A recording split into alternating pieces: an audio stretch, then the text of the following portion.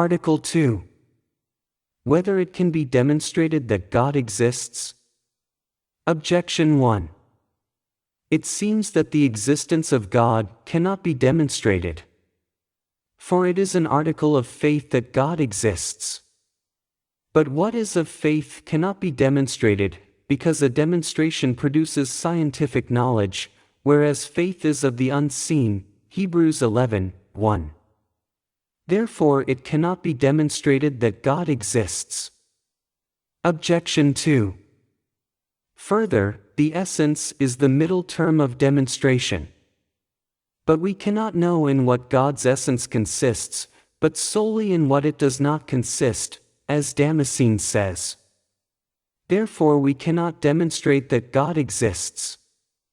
Objection 3. Further, if the existence of God were demonstrated, this could only be from his effects. But his effects are not proportionate to him, since he is infinite and his effects are finite, and between the finite and infinite there is no proportion. Therefore, since a cause cannot be demonstrated by an effect not proportionate to it, it seems that the existence of God cannot be demonstrated. On the contrary, the Apostle says, "The invisible things of him are clearly seen, being understood by the things that are made," Romans 1 verse 20. But this would not be unless the existence of God could be demonstrated through the things that are made, for the first thing we must know of anything is whether it exists. I answer that demonstration can be made in two ways. One is through the cause, and is called a priori, and this is to argue from what is prior absolutely. The other is through the effect, and is called a demonstration a posteriori, this is to argue from what is prior relatively only to us. When an effect is better known to us than its cause, from the effect we proceed to the knowledge of the cause. And from every effect the existence of its proper cause can be demonstrated, so long as its effects are better known to us, because since every effect depends upon its cause, if the effect exists, the cause must pre-exist.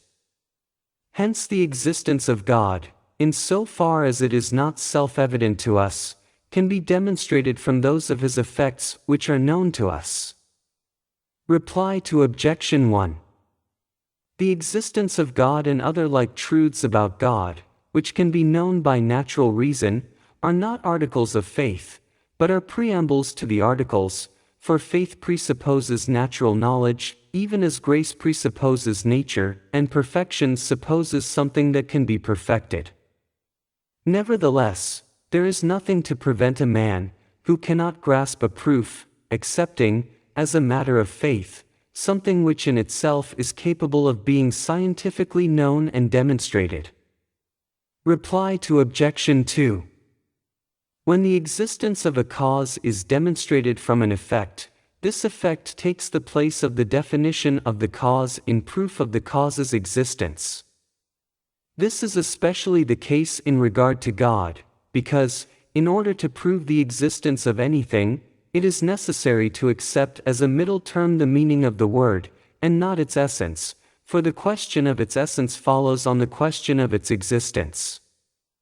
Now the names given to God are derived from his effects, consequently, in demonstrating the existence of God from his effects, we may take for the middle term the meaning of the word, God. Reply to Objection 3. From effects not proportionate to the cause no perfect knowledge of that cause can be obtained.